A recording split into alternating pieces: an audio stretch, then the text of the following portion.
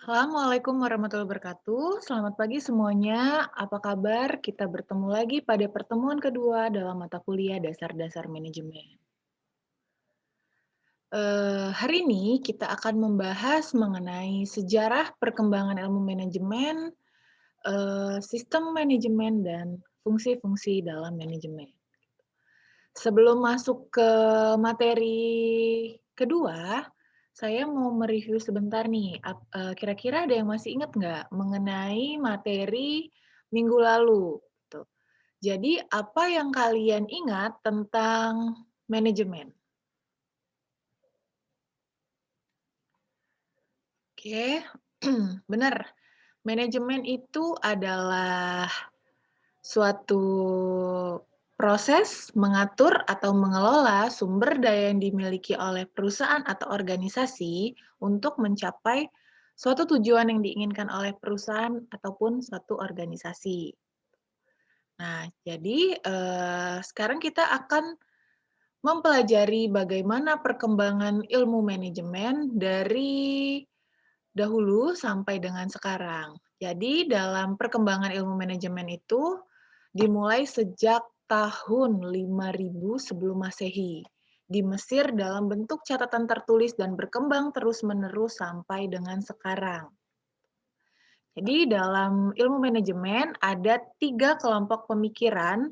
Yang pertama itu adalah perspektif manajemen klasik, kelompok kedua ada perspektif manajemen perilaku, kelompok ketiga ada perspektif manajemen kuantitatif, dan teori manajemen kontemporer. Nah, tugas pertama yang harus kalian kerjakan adalah masing-masing dari kalian mencari informasi, materi mengenai sejarah perkembangan yang bersumber dari internet ataupun buku manajemen yang menjadi rujukan.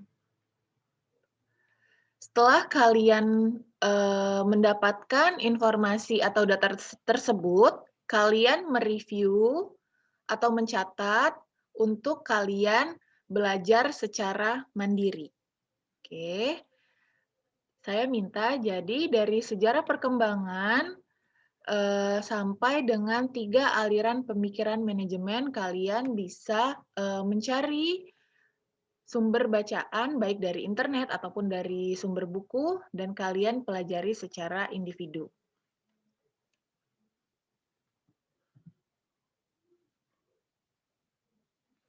Oke, sekarang kita akan masuk ke fungsi manajemen. Nah, jadi fungsi-fungsi manajemen ini memiliki rumusan yang berbeda-beda menurut beberapa para ahli. Jadi dalam praktiknya fungsi-fungsi fundamental tidak dapat dibedakan secara tajam. Jadi untuk mencapai suatu tujuan, seorang manajer itu harus melaksanakan semua fungsi manajemen.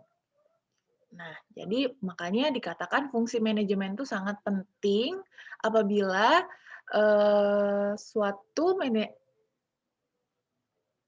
fungsi manajemen itu dikatakan penting apabila ingin mencapai suatu tujuan yang diinginkan oleh suatu perusahaan atau suatu organisasi. Nah, kita lihat nih, apa saja fungsi-fungsi manajemen. Nah, jadi beberapa pengertian fungsi manajemen menurut para ahli. Jadi ada menurut Terry, fungsi manajemen diklasifikasikan menjadi 4, yaitu planning, organizing, actuating, and controlling. Menurut John F. Mee, fungsi manajemen ada 4 juga, tetapi untuk fungsi yang ketiga itu diganti dengan motivating. Jadi planning, organizing, motivating, and controlling. Menurut Henry Fayol, fungsi manajemen itu dibagi menjadi 5, yaitu ada planning, organizing, commanding, coordinating, and controlling. Sedangkan menurut Newman, fungsi manajemen dibagi menjadi 5. Ada planning, organizing, assembling resource, directing, and controlling. Nah, jadi berbeda-beda ya tanggapan menurut para ahli mengenai fungsi manajemen. Selanjutnya, fungsi manajemen yang mana yang baiknya kita terapkan untuk mencapai tujuan yang diinginkan oleh suatu perusahaan. Sebenarnya masih banyak fungsi-fungsi manajemen yang lain. Ada menurut Lewis, Nara, Harold, Siagian, Oi, Latter, Leindeck, and John. Ini kalian bisa mencari sendiri secara individu mengenai fungsi-fungsi manajemen dari berbagai para ahli gitu. Saya rasa dari beberapa fungsi yang dikemukakan oleh para ahli itu tidak berbeda jauh antara fungsi-fungsi tersebut. Nah, jadi fungsi yang sering digunakan untuk proses manajemen itu adalah menurut Terry, yaitu ada 4 fungsi. Yang pertama adalah planning, yang kedua adalah organizing, yang ketiga actuating, yang keempat controlling. Nah, jadi di mana keempat fungsi ini nantinya akan dijalankan oleh seorang manajer untuk mencapai atau untuk memperoleh tujuan yang diinginkan. Nah, jadi kita lihat nih, tugas manajer terhadap setiap fungsi fundamental.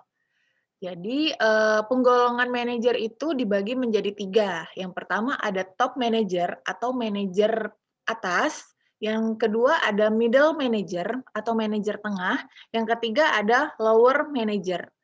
Untuk top manager, fungsi planning dan organizing lebih besar dari fungsi directing dan controlling. Kenapa? Karena di dalam top manager,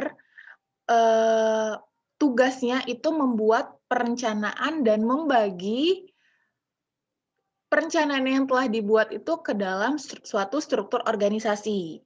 Jadi planning dan organizing itu lebih besar dari directing dan controlling.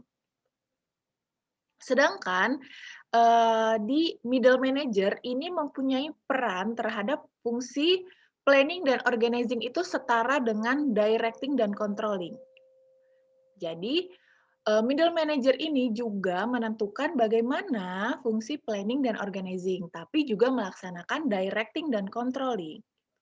Sedangkan untuk lower manager atau manajer bawah, itu planning dan organizing lebih kecil tugasnya dibandingkan directing dan controlling. Kenapa? Karena lower manager atau manajer bawah ini langsung bertugas mengarahkan dan mengawas bagaimana karyawan-karyawannya menjalankan tugas yang sudah diberikan oleh top manager yang paling atas tadi gitu. Nah, jadi dalam ketiga tingkatan manajer itu mempunyai tugas atau tugas yang berbeda-beda terhadap fungsi manajemen.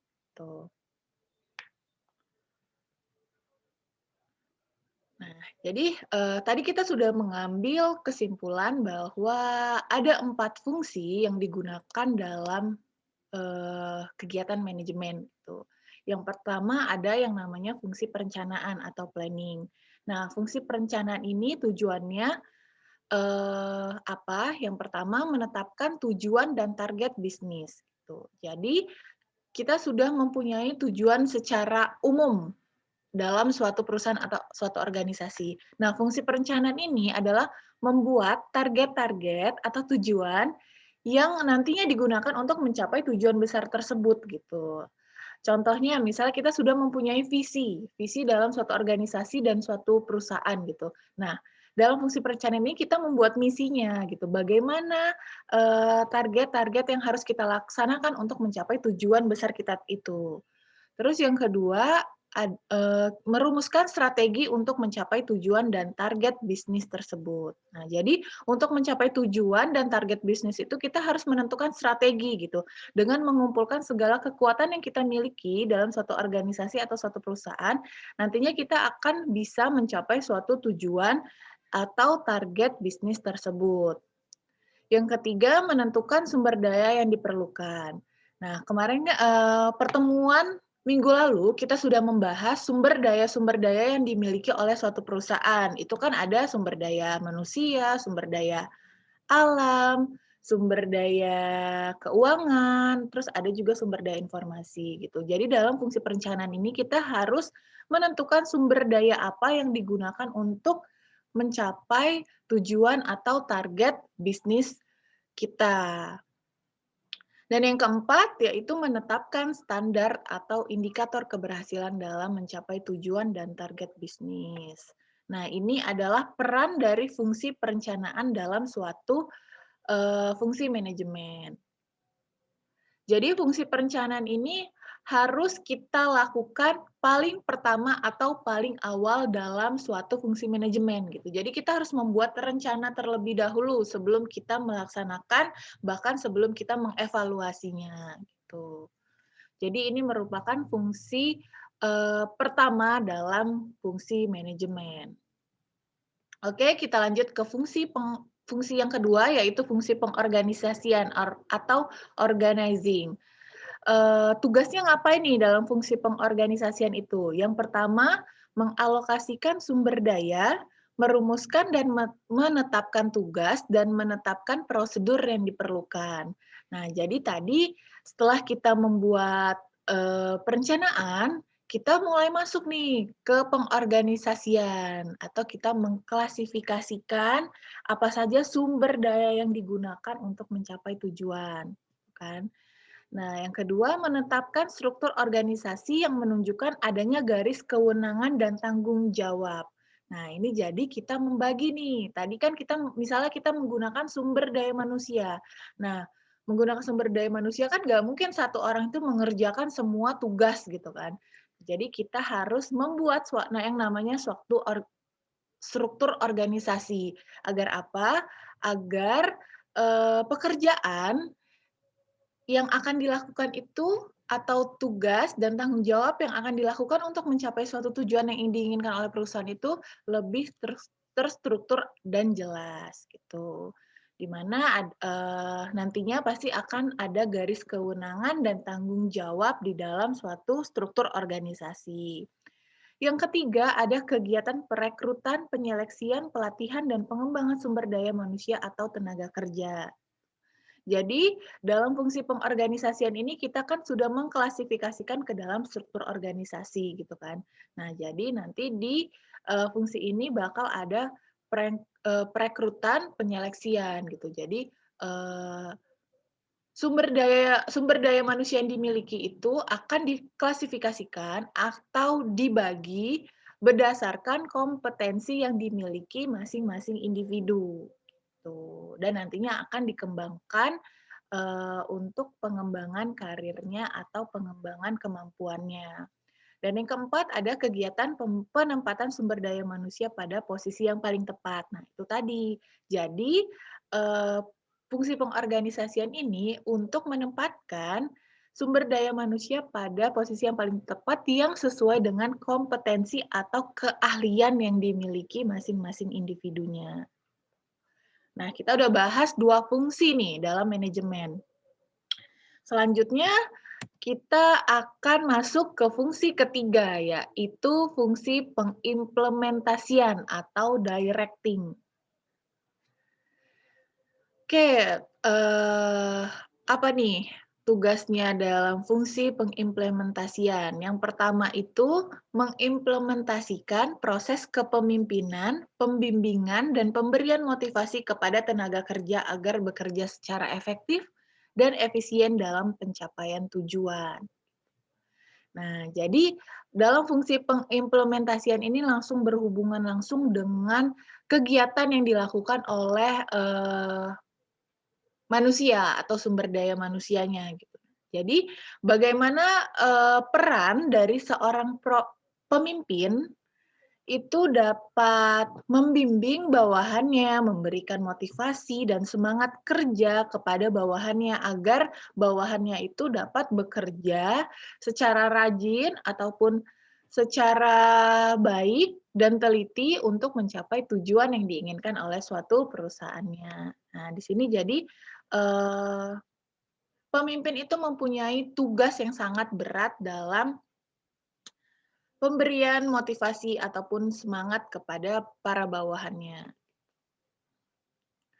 Terus yang kedua ini dalam fungsi directing itu adalah memberikan tugas dan penjelasan rutin mengenai pekerjaan. Nah, di sini juga menjadi, tugas dan tanggung jawab oleh seorang manajer atau seorang pemimpin gitu. Jadi bagaimana kemampuan seorang pemimpin itu untuk mengarahkan bawahannya atau karyawannya mengenai tugas dan tanggung jawab, serta pemberian semangat atau motivasi kepada para karyawannya.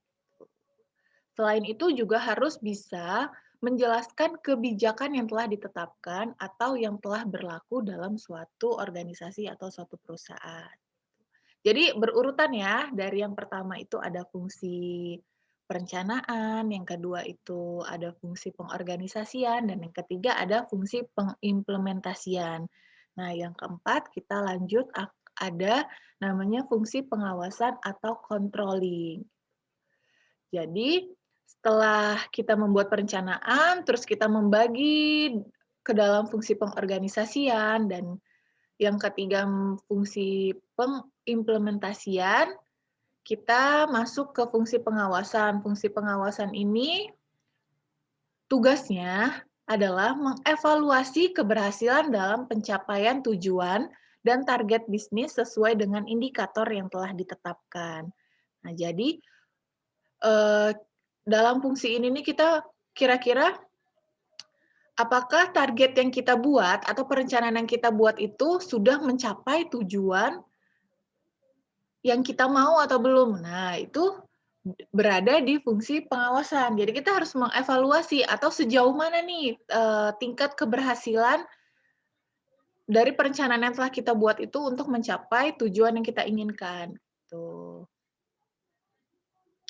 Nah, tugas yang kedua itu mengambil langkah klarifikasi dan koreksi atas penyimpanan yang mungkin ditemukan. Jadi, setelah kita mengevaluasi seberapa besar tingkat keberhasilannya, biasanya kita akan menemukan penyimpangan-penyimpangan dalam, proses pencapaiannya gitu. Jadi, ketika ada penyimpangan itu, kita bisa menentukan berbagai alternatif solusi atas berbagai masalah yang terkait dengan pencapaian tujuan dan target bisnis gitu. Jadi fungsi pengawasan atau controlling ini kita akan mencari solusi atas masalah yang ada sehingga fungsi perencanaan yang telah kita buat tadi itu dapat berhasil untuk mencapai tujuan yang kita inginkan.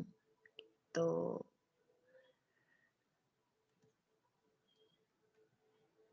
Oke, nah jadi ini ada keempat fungsi dalam ilmu manajemen yang sering digunakan,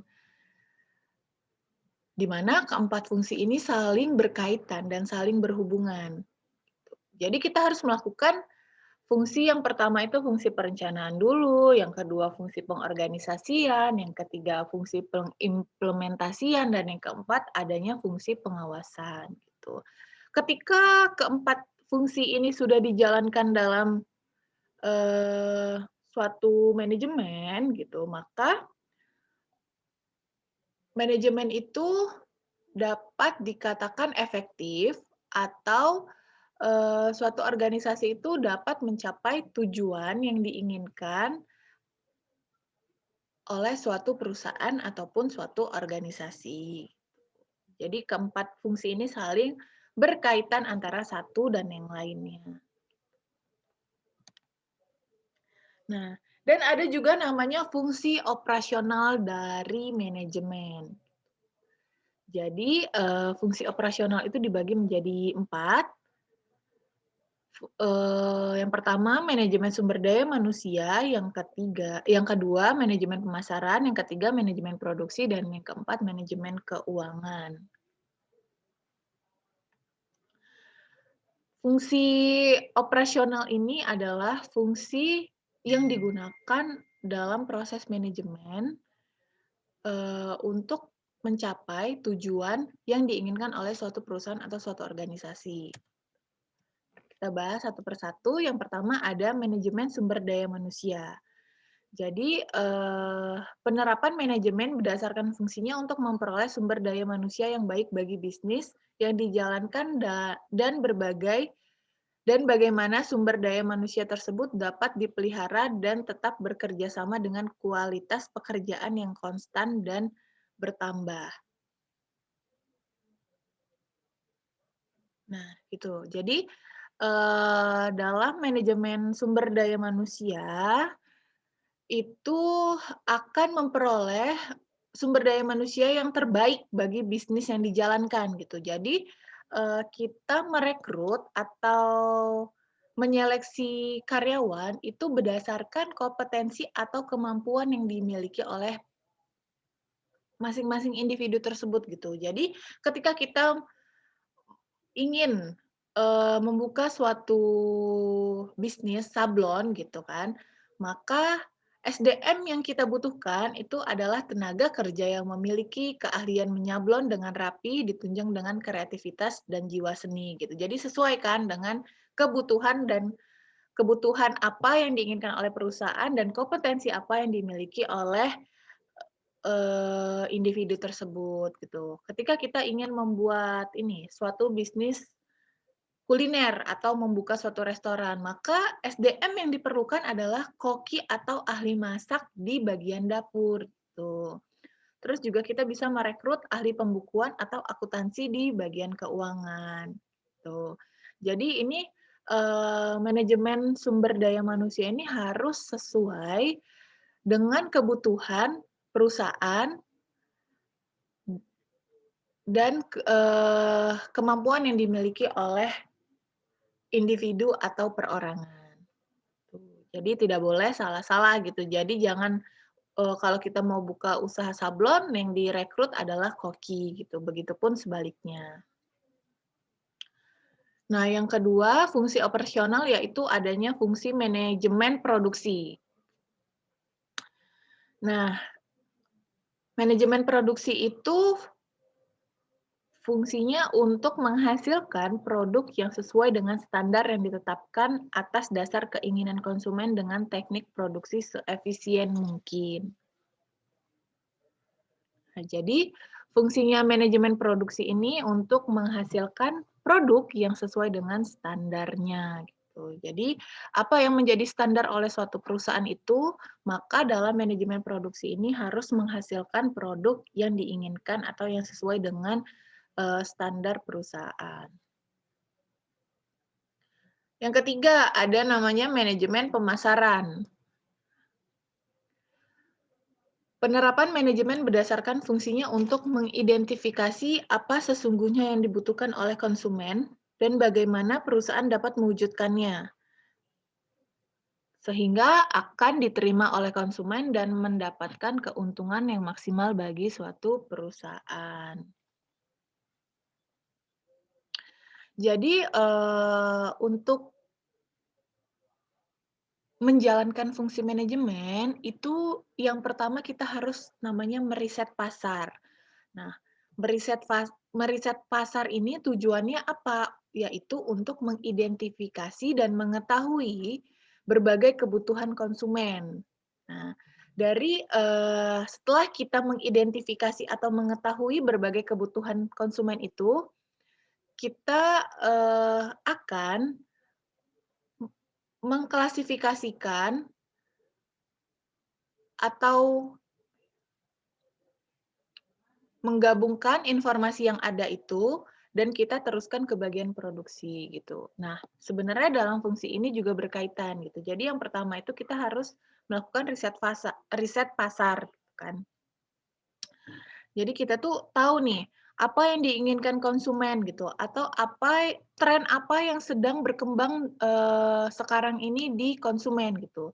Setelah kita survei keinginan konsumen, informasi atau data tadi itu kita lanjutkan ke bagian produksi. Nah, nanti di bagian produksi itu akan memproduksi barang atau jasa yang diinginkan oleh konsumen, tapi sesuai dengan standar yang telah ditetapkan oleh suatu perusahaan, gitu. Jadi sebenarnya manajemen pemasaran ini adalah kunci keberhasilan dalam suatu bisnis, gitu. Jadi kita harus mengetahui dulu nih, apa ya kira-kira yang diinginkan oleh konsumen gitu, agar produk yang telah kita keluarkan gitu atau produk yang akan kita jual nantinya akan diterima di pasar atau akan laku di pasaran. Oke, nah ini yang terakhir ada manajemen keuangan.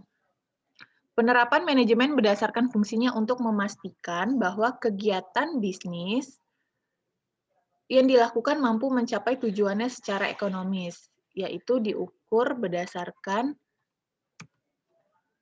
keuntungan. Nah, tugasnya adalah merencanakan dari mana pembiayaan bisnis diperoleh.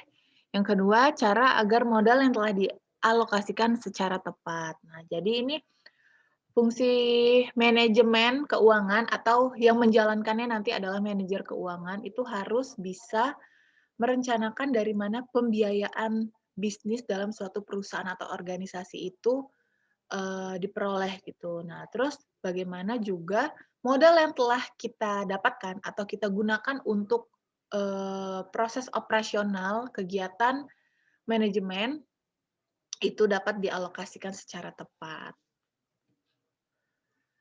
Oke, selanjutnya ada manajemen informasi. Manajemen informasi ini adalah penerapan manajemen berdasarkan fungsinya untuk memastikan bahwa kegiatan bisnis yang dilakukan mampu terus bertahan dalam jangka panjang. Manajemen informasi ini menyediakan informasi yang terkait dengan kegiatan perusahaan baik informal, internal, maupun eksternal yang dapat mendorong kegiatan bisnis yang dijalankan tetap mampu beradaptasi dengan perubahan yang terjadi di masyarakat. Jadi, manajemen informasi ini adalah pelengkap. Pelengkap dari apa? Dari 4 fungsi operasional dalam manajemen. Yang pertama tadi kan, manajemen sumber daya manusia. Yang kedua ada manajemen produksi. Yang ketiga ada manajemen pemasaran. Dan yang keempat, manajemen keuangan gitu. Nah, jadi dengan adanya manajemen informasi ini, dia akan menyediakan informasi yang terkait dengan kegiatan perusahaan yang berhubungan langsung dengan 4 fungsi operasional tersebut. Oke.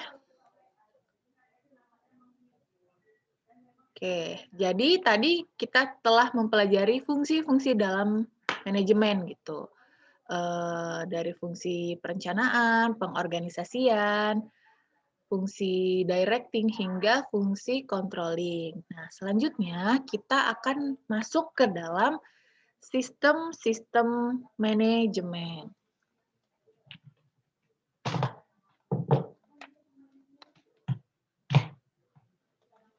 Oke, jadi dalam ilmu manajemen itu ada 4 sistem. Yang pertama ada manajemen Bapak, yang kedua ada manajemen tertutup, yang ketiga ada manajemen terbuka, dan yang keempat ada manajemen demokrasi. Apa bedanya? Nah, ini kita akan bahas satu persatu. Jadi, manajemen Bapak adalah setiap usaha dan aktivitas organisasi para pengikut bawahannya selalu mengikuti jejak Bapak. Jejak Bapak ini diartikan sebagai pemimpin. Jadi dalam proses manajemennya, setiap usaha atau aktivitas organisasi para bawahannya atau para karyawannya ini selalu mengikuti apa kata pemimpinnya. Gitu. Jadi untuk mengerjakan segala aktivitas gitu, untuk mengambil keputusan atau untuk menentukan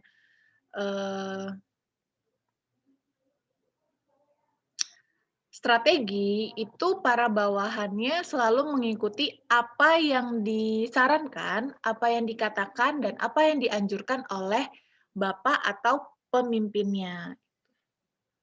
Nah, yang kedua itu ada manajemen tertutup. Jadi manajemen tertutup itu adalah dikatakan bahwa manajer tidak memberitahukan atau menginformasikan keadaan perusahaan kepada bawahannya, walaupun dalam batas tertentu. Dan keputusan diambil tanpa melibatkan partisipasi bawahannya. Jadi manajemen tertutup itu, para karyawan atau para pekerja itu hanya fungsinya hanya bekerja gitu, tapi tidak ikut campur terhadap pengambilan keputusan ataupun penentuan strategi ataupun penyusunan perencanaan dalam suatu perusahaan atau suatu organisasinya gitu. Jadi bawahan tuh hanya menerima saja apa yang disuruh oleh pemimpinnya gitu. Apa yang harus mereka kerjakan itu mereka hanya mengerjakannya aja, tapi tidak mengetahui informasi, berbagai informasi yang ada di dalam perusahaan itu.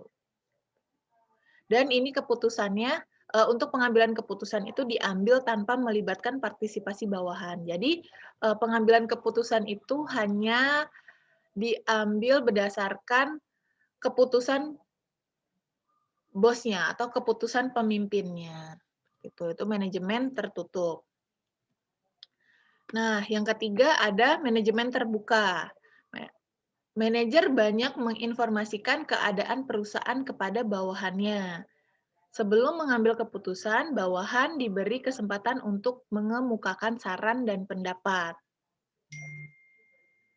Oke, ini manajemen terbuka. Yang keempat, ada manajemen demokrasi. Pengambilan keputusan hampir sama dengan manajemen terbuka. Hanya dapat dilakukan pada suatu organisasi jika anggotanya mempunyai hak suara yang sama. Anggota ikut menetapkan keputusan dengan suara terbanyak. Jadi, dalam manajemen terbuka dan manajemen demokrasi itu hampir sama. Jadi, para manajer ini atau para pemimpin ini menginformasikan keadaan perusahaan kepada bawahannya gitu. Jadi, bawahannya mengetahui gitu bagaimana keadaan atau situasi yang sedang ada di dalam suatu perusahaan itu. Tuh. Tapi bedanya kalau dalam manajemen terbuka dalam pengambilan keputusannya, bawahan hanya diberi kesempatan untuk mengemukakan saran dan pendapat, tapi pengambilan keputusan hanya dilakukan oleh pemimpinnya saja gitu. Jadi bawahan atau karyawan tidak mempunyai hak untuk pengambilan keputusan. Sedangkan untuk manajemen demokrasi, pengambilan keputusan dilakukan dengan cara demokrasi atau menetapkan keputusan dengan suara terbanyak, gitu. Itu jadi bedanya antara manajemen terbuka dan manajemen demokrasi. Nah, setelah kita mempelajari sistem, ada 4 sistem tadi, manajemen Bapak, manajemen tertutup, manajemen terbuka, dan manajemen demokrasi, kita akan mempelajari pendekatan-pendekatan dalam manajemen. Jadi ada beberapa pendekatan dalam mempelajari ilmu manajemen. Yang pertama ada pendekatan berdasarkan kebiasaan, pendekatan berdasarkan individu, pendekatan berdasarkan kelakuan kelompok, pendekatan berdasarkan sistem kerjasama sosial, pendekatan sistem sosioteknik, pendekatan teori keputusan, 7 pendekatan pusat komunikasi, 8 pendekatan matematis, 9 pendekatan situasional, 10 pendekatan sumber daya manusia, dan ke-11 pendekatan kombinasi. Nah, masing-masing pendekatan ini dapat kalian baca pada PowerPoint yang saya bagikan dalam video ini ataupun nanti dalam Siakadu. Dan kalian juga bisa membaca lebih rinci atau lebih lengkap dalam buku manajemen eh, Malayu Hasibuan. Nah, di situ jadi ada penjelasan mengenai pendekatan-pendekatan manajemen. Tuh. Jadi ini ada berbagai definisi pendekatan dalam ilmu manajemen.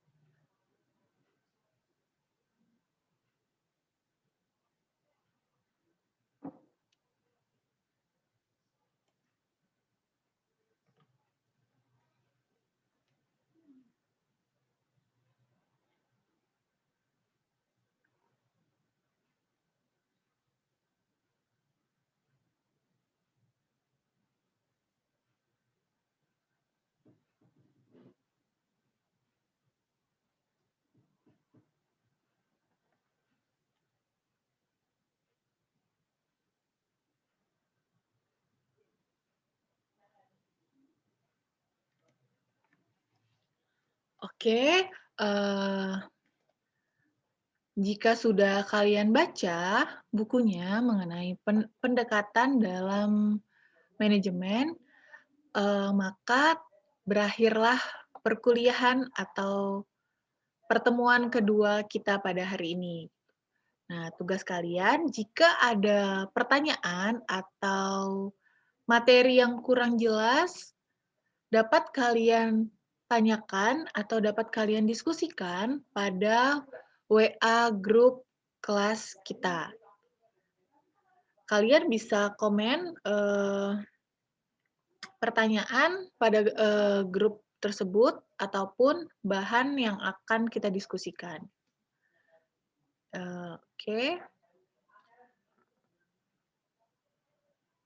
Dan kalian bisa melanjutkan